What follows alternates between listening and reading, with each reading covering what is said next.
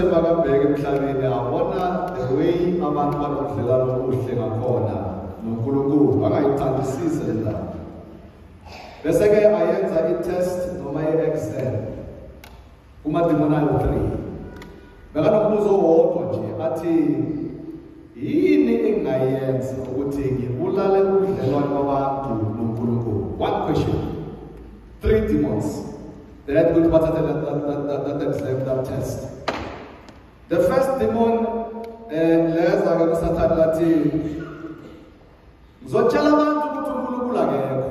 Yazi nizimoshela isikhathi nje ngokuthandaza ngokuyesontweni. Zihlaleleni nezinto enizithandayo. Just enjoy life and do anything because akunaNkulunkulu. Mawuhlona indaba ezulu nesikhopha azikho. Sathane ayibuka le ndaba mara abantu bahlakaniphile. They're not fools. Bayabona ukuthi kunomhlaba, kunelanga, kunezinkanyezi. Bayazi ukuthi lezi zinto angeke zivele nje out of nowhere. There must be somebody ozenzile. Lafela ke lathi bona. Lesibili lazi demon lathi mina ngizobatshela ukuthi uNkulunkulu ukhona yaphila. Kodwa akamthandi. That's why nisibona nje ukuhlupheka kunezifo, kuyashona, kuyagula. So akekho akathanda uNkulunkulu namakhona.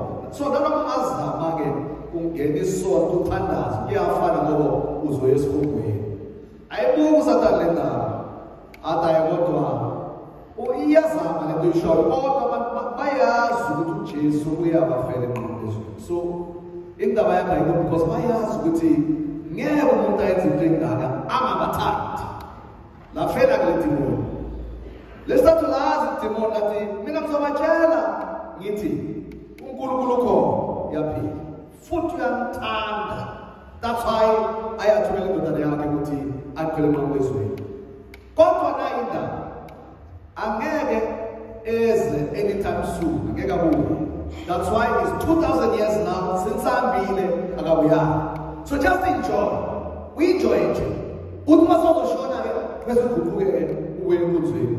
Uzabona uzasindiswa. La phasa ke le demon i-exam. That is the problem bazalwana and the temptation. Siyazi uqiniso. Siyazazi izinto ezifanele ukuthi sizenze.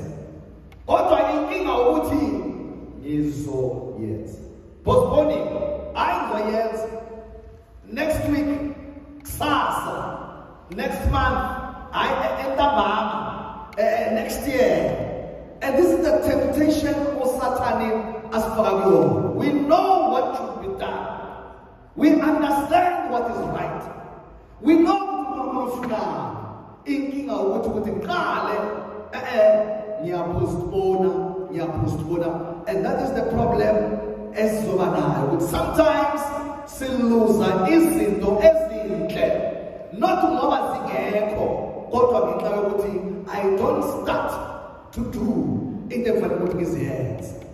It's not only in Tabasama, but also in our lives.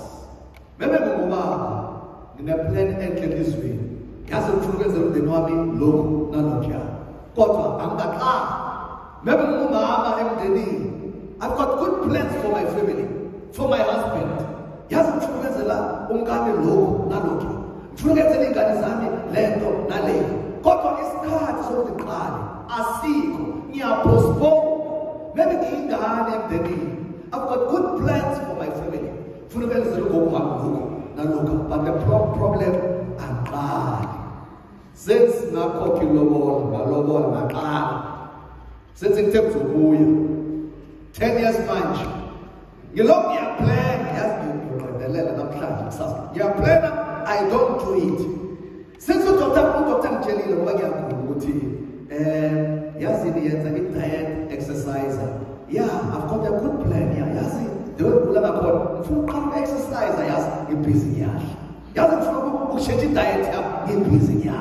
Yeah, postpone, and that is the problem. Yeah, full plan. Since you father, important to play. Yes, full prayerful. Every day. Since now, 5 years ago. I am not doing it. In the meantime, it's courtesy of heart. Every minute, I'm looking at amasekonto ayahamba, iminyaka iyahamba, angiyenzi into engiyifunayo. This is also what this country, this advert is about. Ukuthi sisimisele ukubuya kaNkulunkulu. Isikhathi sakhe asisazi. Bathi uzuza njengesele. Ngoba ngale ndaba ngale yokuthi instead of isiqala izinto, i-embrace ngenza ama-plans ami, fulfill what I want, ngi-busy ngiya-postpone. So lesikhathi se-advent, isikhathi sokuthi ibandla lisikhumbuze ukuthi khumbula ukuthi awazi ukuthi uNkulunkulu uzobuya nini. Khumbula ukuthi awazi ukuthi kusasa kuzokwenzekani. Khumbula ukuthi you don't know what's going to happen. Namhlanje entambama angeke kuhlale lokuthi ngizaqala ngoba angizazi iy'ndaba zokusasa. Yile besizwa ku-first reading yanamhlanje, sizwa futhi ku-second and there's a gospel as well. So in preparation uNkulunkulu asibizelayo namhlanje olokulesi sikhathi lesi sa-advent, in preparation yokuyeka isono se-embrace impilo impilo yakaNkulunkulu le afuna ukuthi siyiphile. Now I just want to explain something ngendaba yesono ngoba sometimes masikhuluma ngokuguquka kunento ukuthi maybe abantu abangokuthi uNkulunkulu uma yankathaza ibe one place ibe la yebo okay bona ngathi niyahlupheka yazi ngathi okay ngizafika la so at least it's not bad. Ngifuna ukuchaza le ndaba yesono ngoba sicabanga ukuthi uma bethi bathi thina siguquke, abantu think ukuthi uma uvume isono uNkulunkulu uyakuthanda, mawuyenze isono uNkulunkulu uyakusona. Uthi uma uthanda uNkulunkulu lufana nerent ukuthi liya phezulu liye phansi, lufana ne-load shedding. Namhlanje electricity khona kusasa ayikho, depending ukuthi uyigcwele noma usesonweni na. Ufuna ukuchaza kahle le nto leyo. uNkulunkulu uwuthando. That's what 1 John chapter 4 says. Into onayo, you can lose it. Anything onayo, le mpahla onazo manje, you can lose them because lezo mpahla awena. Izinto onazo. Nothando thina njengabantu sinalo. Kodwa lo thando lunokuphela sometimes.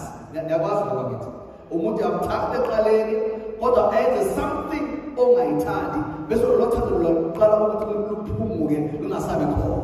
So uNkulunkulu akuyona indaba ukuthi unothando, uwuthando. There's a difference. Uma uthando ngokunento anayo, sometimes based on pain, but because uthando lento ayiyo, alupheli uthando. So manyenza isono, uNkulunkulu sephokela phambili ukumthanda. Ukuthi isono nje wasona ukuthi inkinga yaso ukuthi uNkulunkulu lesona azihambisana, azihlangana. And for example, mama thina ingane encane ngabona ukuthi izulu liyaba ngaphandle. Unengane nje encane oyithandayo obviously. And then le ngane ke kuseni iyavuka iyodlala edakeni. Iroll apart kodaka bese at the end aqala udaka the whole body. And imagine wena uyaphuma uyadlela ugcoke kahle, ugame kahle umsebenzini ekuseni. Le ngane yagijimela iyenza izandla kanje iza kuwena ufuna ukuthi umguge uzoyenza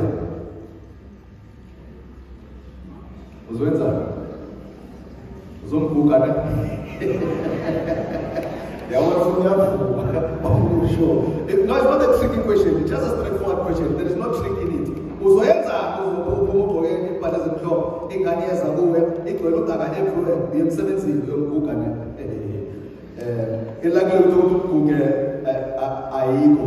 not because awumthandi, uyamthanda ufisa ngathi ungamguga ungathi ungamgona, but isimabuso nesimobuso azihambisana. Nanoma bethu uyamguga uzomguga kanje iy'nyawo zisemuva umise la umisa khona angeke ukhona ukuthi uphathe kahle kamnandi because uzomgcolisa. Now here's the thing there, mangisesonweni uNkulunkulu usangithanda, uyafuna ukumgona, uyafuna ukumgugwa, kodwa isimo enguso nesimo akuso uNkulunkulu azihlangana. That is why then akusinda ukuthi mangisesonweni uNkulunkulu uyakuzonda, no, uyamthanda. Ngifana nale ngane lena esedakeni. So nanoma ufuna nami akakhona ngoba uNkulunkulu uyingcwele ungcwele nalodwa azihlangana. That is the problem. So ngingacabangi ukuthi uma ngisesulwini uNkulunkulu sekuyakuzonda but just because namhlanje ngivumile then uyaqala futhi uyamthanda. uNkulunkulu uthando. He never changes. Thina yes uma bangizisa ubuhlungu qala ukuzonda. Mabangenzela into enhle qala ukuthanda because uthando into esinayo ayona into esihiyo. Kodwa uNkulunkulu uthando ayona into anayo into ahiyo. It will never change. So uNkulunkulu uyathanda all the time. But the problem ukuthi ke inkinga ukuthi akahambisani nesono. And esingacabanga ukuthi uNkulunkulu indaba ukuthi uzonda isono. Uma uNkulunkulu bekuyindaba ukuthi uzonda isono, bekangasiqinisele. Ngoba kuyakhonakala ukuthi ungazonda umuntu kodwa ukuqinisele. Even nakusodalithiso, ngaba nomuntu ongazwani naye. Kulumqiniso in the sodality. Ngaba nomuntu ongamthandi. Bayathula bayangazi bayakumqiniso. Ngaba nomuntu ongamthandi lapho usodality but ningaqiniselana because you are in the same sodality. So uma uNkulunkulu just hated sin. The problem ukuthi uNkulunkulu nesono azihlangani all together. Is like ubumnyama nobukhanya. Uma ngisesolweni ngifana nobumnyama makeza ubumnyama buyasuka. Lapho ubumnyama khona uNkulunkulu akabi khona. So that is the thing. And when people ichaza kahle ukuthi understand abasikhuluma ukuthi isikhathi ukuthi siguquke, what do you mean? Ungayenzi ngoba usaba ukuthi uNkulunkulu uzomzona izoya esihogweni. Yenziswa ukuthi uNkulunkulu umthanda so much. I want him to embrace me. Mfuna ukuthi angibone, mfuna ukuthi abe nami. Mfuna ukuba nomdlalo bakhe. So mawuguquka uvuma izono ungayenziswa ukusaba. Yenziswa ukuthi uNkulunkulu ufana nomzalo okuthandayo.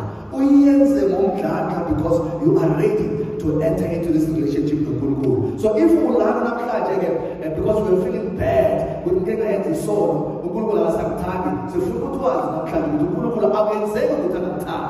Izono esazenza in the past will never make him to hate us. But indaba nje ukuthi mangisesoneni sodake angeke akhona ukuthi abe nayo. So all that they are saying ukuthi sigeza lo God sibele so that mageza anytime as tall as ready because we are starved. So the reason then why the Bible normally insists kangako ukuthi guqukane is not because uNkulunkulu ufuna nje ukusipha some burdens ukuthi sisinde lo impilo. Ufuna uyenza lokho noma uyafuna ngoba ufuna ukuthi abe nobudlelwane nathi. Kodwa uyazi ukuthi masidake nanoma angathanda kuba nathi uzohluleka ngenxa yokuthi udaba noma isono sifana nomnyama. uNkulunkulu angeke ahlangane nomnyama. Uma he just hated it. But akhonakala for uNkulunkulu because his light is over his darkness. When light is, darkness is not there. So nana uNkulunkulu akamthanda, I can still go his own way. Not because uzodile, but ngenxa yokuthi akakhona ukuthi angaba nayo. So abantu abasesihogweni abona abantu abazonda uNkulunkulu. Abantu abashone bangafuni ukuguquka. Uyabathanda. Inhliziyo yakhe igcwele uthando. But akakhona ukuba nabo ngenxa yokuba sebomnyameni, whereas he's a God of light. So now you are loved by God. It does not matter what wayenzani emhlabeni. It does not matter what ngubani yini tembi wayenza emhlabeni. As long umuntu uNkulunkulu uyathanda. Just the problem ukuthi nje bangisesoneni phakathi kodwa angeke akhona ukuthi amguquke. Ngalesi sikhathi ke se-Advent siyabizwa ukuthi singasa-postpone. Se-embrace ukuguquka. uNkulunkulu doesn't matter ukuthi ngubani. Ukuthi into engiyaziyo ukuthi ahambisane naye. Isikhathi sokuthi ngiyishiye ngoba ufuna ukuthi abe nobudlelwano obuhle nawe. Akazange abe ukuthanda. Uhlala akuthanda njalo. Ngoba uNkulunkulu akusiyona uthando lwakhe lulosheli. Luhlala kunjalo because uthando ilento ahiyo akuyona nje into anayo. He will never lose that. Now about postponing. 2019 nge-3 zika-December sasiplane i-trip eseminari. I-trip yama-formators labofaka abafundisa noma abanceda ukutrainer abapriest. So every end of the year siba what we call team building. Siyaphuma nje sisonke senze i-team building la sizoba khona sisonke and enjoy and fight back indaba zalo nyaka loyo. So this particular day was planned kahle ngiyakhumbula ekuseni it was a beautiful day sijabuleni and the planet ukuthi sifuna ukuya to Mapubuge somewhere there la kuhlangana khona iborder yaseBotswana neZimbabwe neSouth Africa and then besizoya kaMjaji this queen indlovukazi le yababheki in the north lo waziwa ukuthi ukhona umnisemvulo besizoya lapha sihambe bese siye eMahobasitufu. So I remember that beautiful day very, very well. Exciting, we played very well. Western Models 2, and when I said model in taxi, and the other one we were taking model about so we were driving, we were public way too. And then I remember must figure in a small town in Limpopo called Obans. Tole Abapo is now valid N1 because the 77 N1 by valid. Let's go to the public level. Bastelo this panel since year long singene dorobeni bese sizojoin food the other day. Maklata nje friend back start up another route. Sithola a phone from one of the priests bakala phakule yamoto leya encane. Asitshela ukuthi babe ne accident. Now the way umgwaqo ovalwe ngakhona bekubona nemoto eyodwa ehambayo. Sithi masizwa le ndaba waba clear in our minds ukuthi the accident eyenzeke lapha into enkulu and I'm sure about bashonile. To cut the long story short, sithi after some time masiya lapha sathola ngempela ukuthi imoto yethu was in an accident. Abantu besiplana nabo ekuseni besihamba nabo with good plans besizimisela ukuthi sizozenza but just few minutes down the line bebangasekho bashonile. 2020 bazalwane siyakhumbula ukuthi besiplanela iminyaka esazayo January February but from March waza i-COVID abantu abaningi bashona besingayibhekanga lento kodwa yenzekile. What is the point bazalwane? Awuyazi indaba yakusasa. You can't be postponing. Ama-plans anawo manje wayenza ungazitsheli ukuthi ntambama ekuseni. You don't know what will happen tomorrow. But uNkulunkulu uzoza njengesela. While we are still alive, while we still care, all the plans onazo, do them. Kodwa abantu abaningi abayibangcwatshwa ngama-plans amahle. Kodwa abantu abaningi abanama-plans angeke ayenzeke bazoze bavuke baze bashona. Siyakhunjuzwa-ke ngalesi sikhathi ukuthi into oyicabangayo yenze. Indaba zakusasa awuzazi. Indaba ze-next week awuzazi. Basifuna ukuthi uNkulunkulu uzoza njengesela. Be ready now because you don't know tomorrow.